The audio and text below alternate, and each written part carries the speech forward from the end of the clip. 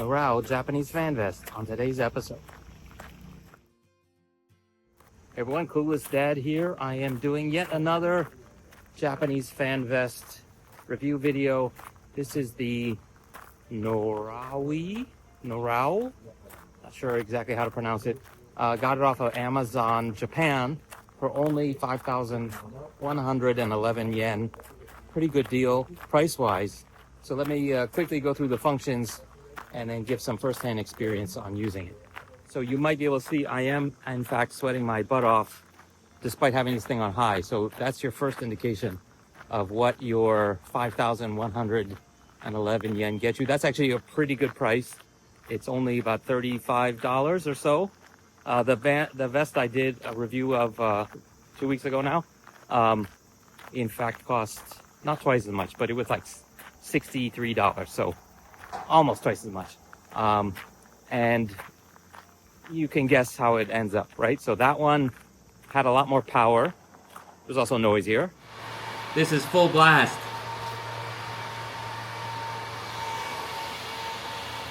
The vest was a bit heavier, but that's not necessarily a bad thing. This one feels like very lightweight windbreaker, for good and for bad.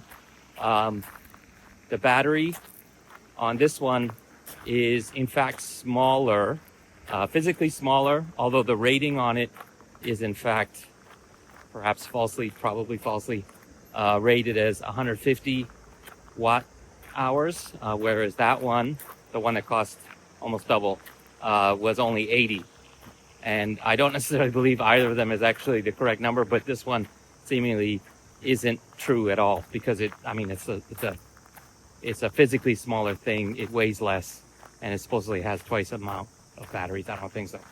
So anyway, that aside, the other big thing with this one that I should have mentioned right off the bat is when we got in the mail, the battery worked once, and the power bank. And after actually got it from my father-in-law, after they tried to recharge it, didn't work. They brought it back over to me.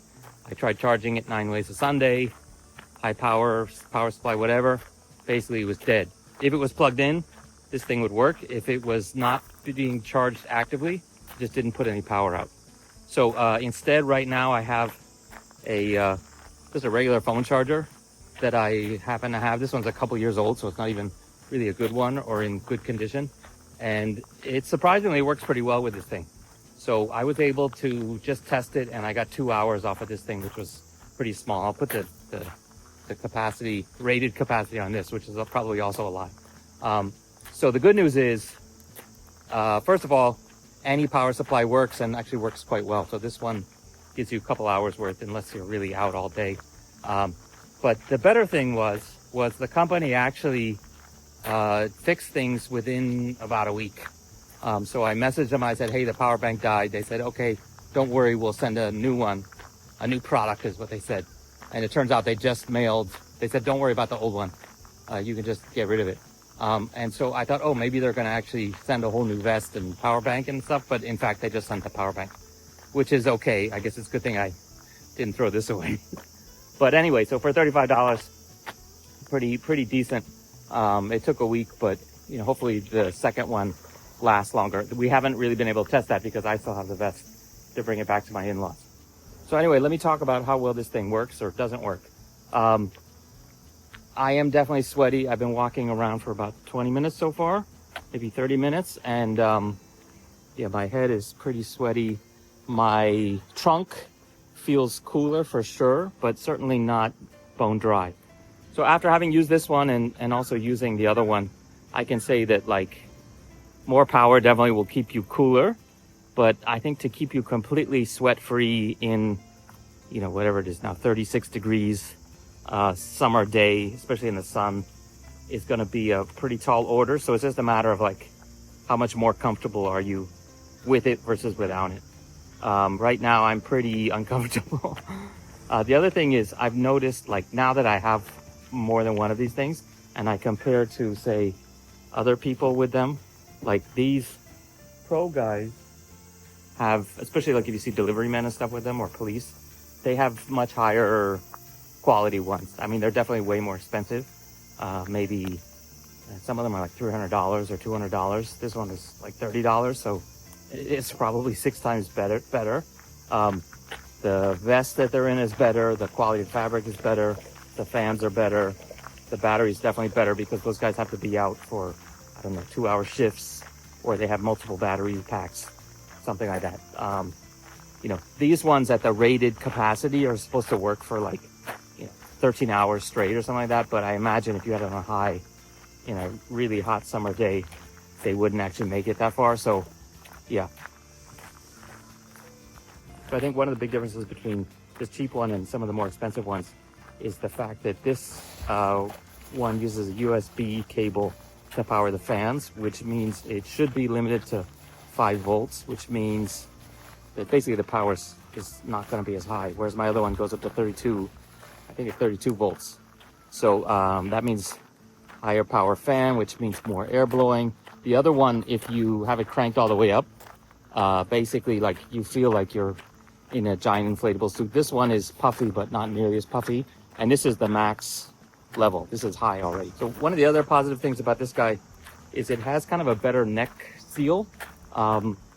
Whereas the other one, I needed to wear like a towel around my neck to keep the wind from blowing out. This one generally is better, and you can kind of take advantage of it. And if I move my head the right way, I get a little breeze in there to cool my neck off.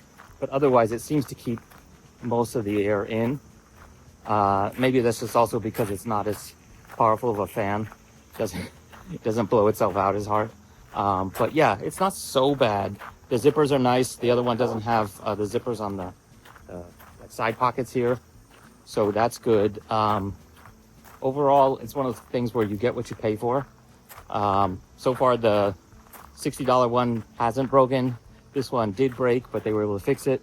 One of the other benefits of this is it has like a ton of reviews on Amazon. I think it's 1,000 per month or something like that.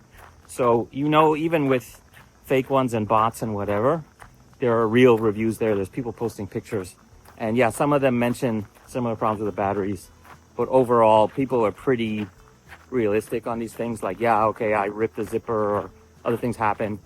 But, for every one of those, there are other people giving real reviews that say, oh yeah, I had a problem with this, but it's actually pretty decent for the price. So, yeah, take that into account, I think, when you're looking for these. So if I can give a succinct final verdict, it's not the best one, but it is a fan vest. It does work. It's better than not having it. Personally, I think you probably want to invest in a slightly better one. But if this is the one that you have access to, I'd definitely rather have it than not have it. There's a few things you can do to kind of augment it. There's a pocket inside you could put ice packs in. You can put ice packs inside your pockets.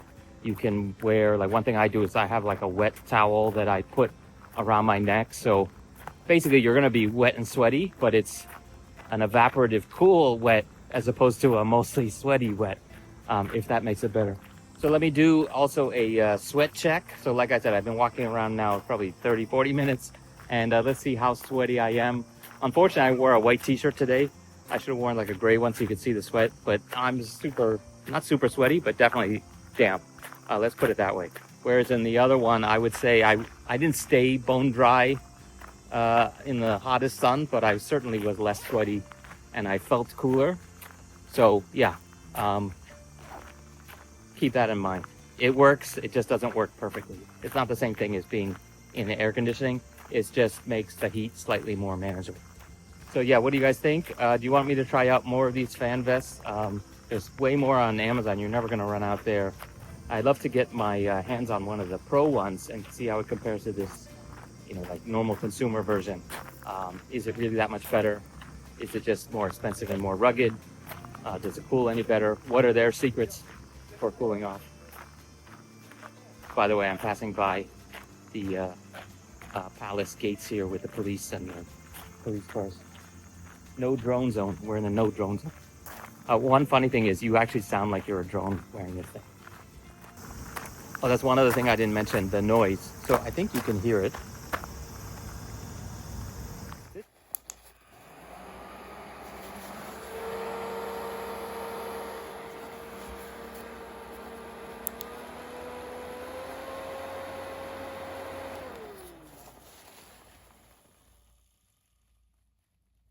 This one is by no means quiet, but it is absolutely more quiet than the other one. The other one, if you're up to the max speed, I demonstrated in the other video, like they're actually like lifting themselves up with all the force they're putting out. 22, starting to walk off. 27, 29, 32, whoa, it's time to take off. Yeah, like basically, it is contributing to its own liftoff. So it sounds like you've got a quadcopter drone strapped to your butt while you're walking around. So yeah, in this case, I don't feel like I'm disturbing the peace that much. Whereas the other one, if you're really at high and you're in like a quiet place, like I guess like this right now, or like in a temple or something like that, a shrine, people are going to notice and they might actually ask you to shut up. This case, not so bad. I mean, there's nobody anywhere around me anyway. But yeah, not that bad.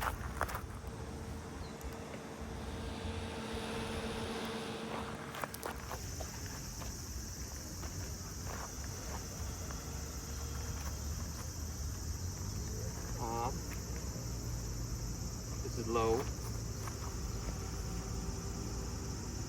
This is medium. This is high.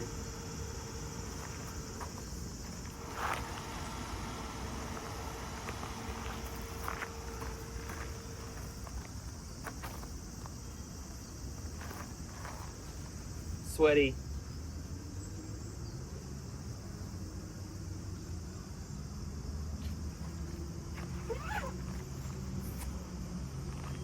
Sweaty. Pretty sweaty.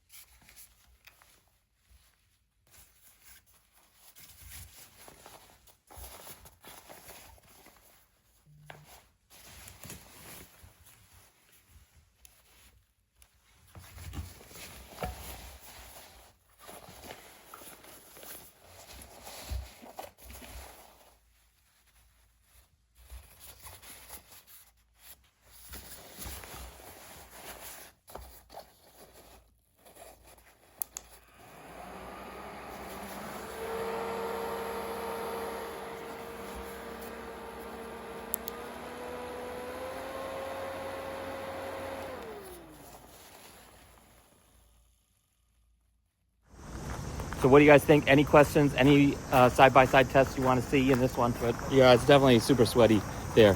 Compared to the other one, I would say, no doubt about it, I get more sweaty in this one. Oh, by the way, anyone who tells you they have an over-tourism problem in Kyoto doesn't know the secrets. Show up at 5 p.m. after the place is closed and you can enjoy all this. I mean, even before it closed, like when I first got here, the place was still open and there's basically no one around because the tour groups come in the mornings. So if you still want to go out in Kyoto at 4 p.m., you can beat the 4:30 closing time. Do it because you'll see the place pretty much empty.